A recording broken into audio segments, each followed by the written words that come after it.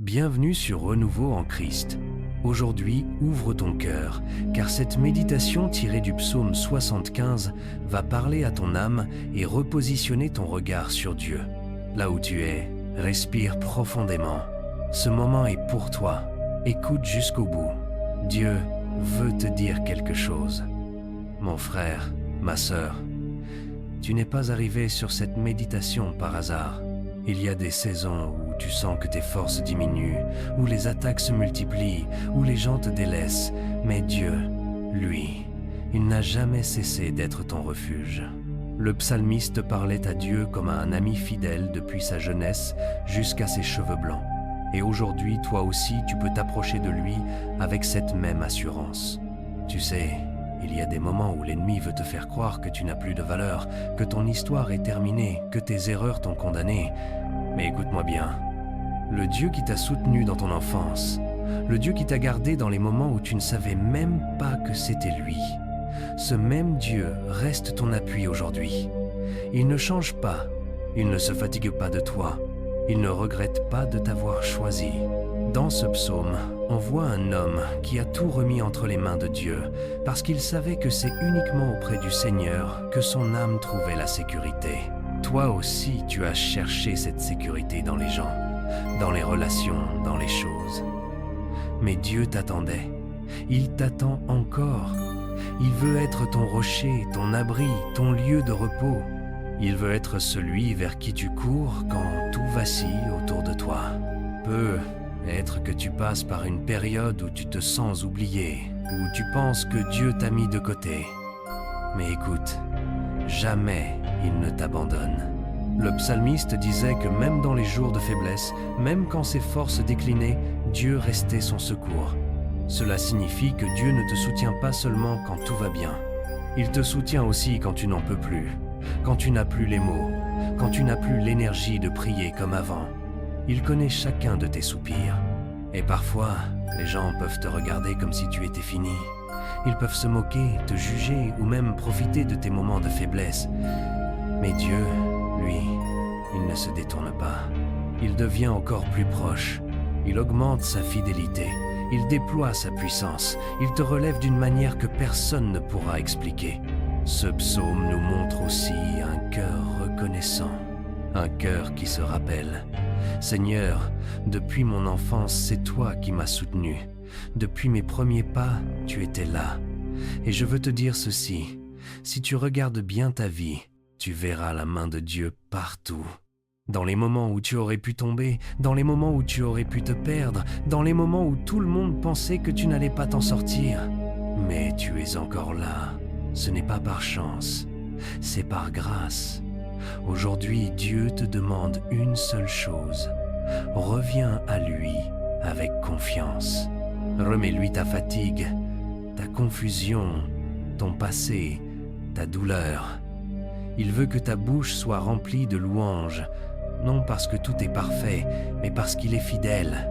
Il veut faire de toi un témoignage vivant, quelqu'un qui inspire les autres par sa persévérance et son attachement à Dieu malgré les épreuves. Si cette méditation te parle, si elle touche un endroit sensible de ton cœur, je t'invite vraiment à t'abonner à cette chaîne Renouveau en Christ. Ça nous aide à grandir ensemble dans la parole. Et en commentaire, dis-moi ce qui t'a touché, ce que tu veux laisser derrière toi ou ce que ce psaume t'a révélé aujourd'hui. Ton partage peut bénir quelqu'un d'autre. Il y a quelque chose de puissant dans ce psaume. C'est la manière dont le serviteur de Dieu ose parler avec assurance. Il se tient devant Dieu et déclare « Tu es mon espérance ». Et toi aussi, tu dois retrouver cette assurance.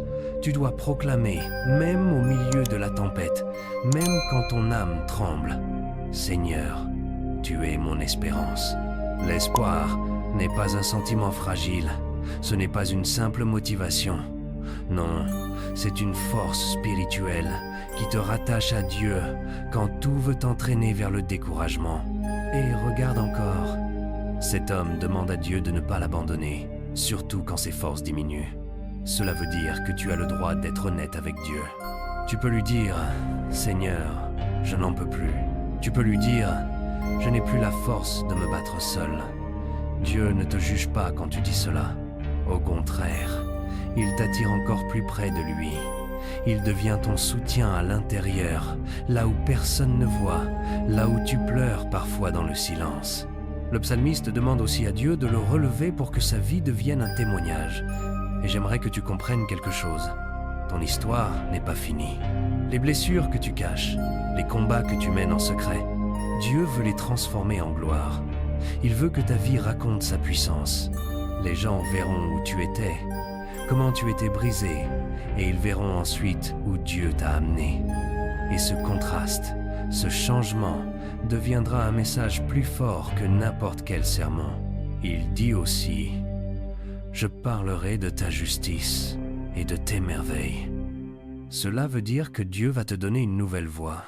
Une voix qui ne parle plus seulement de douleur, de déception, de peur, mais une voix qui annonce ce que Dieu fait, ce qu'il restaure, ce qu'il prépare. Une voix qui encourage, qui console, qui fortifie. Et peut être que toi aussi, tu vas inspirer ton entourage, sans même le remarquer, simplement parce que Dieu aura mis en toi une paix et une force que personne ne pourra nier. Et tu sais quoi ?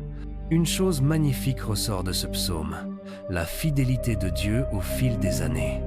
Quand tu regardes en arrière, tu réalises que même quand tu te sentais seul, tu ne l'étais pas. Même quand tu pensais tomber, une main invisible te retenait. Même quand tu croyais que tout était fini, Dieu préparait un nouveau chapitre.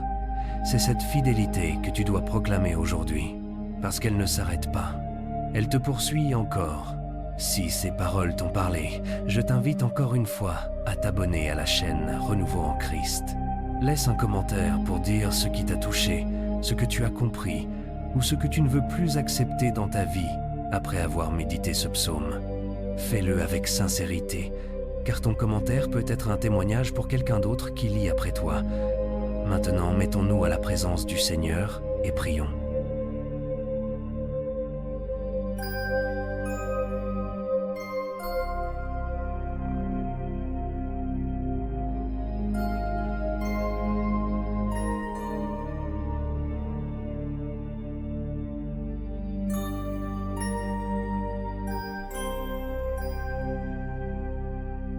Seigneur notre Dieu, toi qui es notre refuge depuis notre jeunesse, nous venons à toi avec confiance. Regarde celui qui écoute cette prière, regarde celui qui a déposé sa préoccupation en commentaire. Soutiens-la comme tu l'as fait depuis le commencement. Là où ses forces diminuent, là où il se sent fragile, devient sa force. Là où son cœur tremble, devient sa sécurité. Ne le laisse pas tomber entre les mains de ceux qui veulent le voir vaciller. Que ta fidélité, celle qui ne change pas, l'enveloppe maintenant. Père, relève celui qui est fatigué, restaure celui qui est brisé, fortifie celui qui se sent abandonné. Que ta lumière éclaire les zones sombres de sa vie. Permets-lui de voir ta main, même dans les moments où il a l'impression d'être seul. Que son témoignage soit vivant, qu'il puisse dire « Dieu m'a secouru, Dieu m'a porté, Dieu m'a relevé ». Mets dans sa bouche une louange nouvelle, une parole qui glorifie ton nom et qui proclame ta fidélité. Seigneur, souviens-toi de toutes les larmes, de tous les soupirs, de tous les combats silencieux. Interviens pour ce fidèle comme tu l'as promis. Donne-lui un avenir de paix, de force et d'espérance, et que tout ce que tu fais dans sa vie devienne un signe visible de ta grâce. Au nom de Jésus. Amen. Merci d'avoir médité avec nous aujourd'hui. Si cette parole t'a touché, n'hésite pas à t'abonner pour ne manquer aucune nouvelle méditation. Et surtout, partage en commentaire ce que Dieu t'a révélé, ce que tu as ressenti ou ce que tu veux voir changer dans ta vie à partir de maintenant. Ton témoignage peut encourager une autre personne. Que Dieu te fortifie, que Dieu te garde. Et restons ensemble dans ce renouveau en Christ. À très bientôt.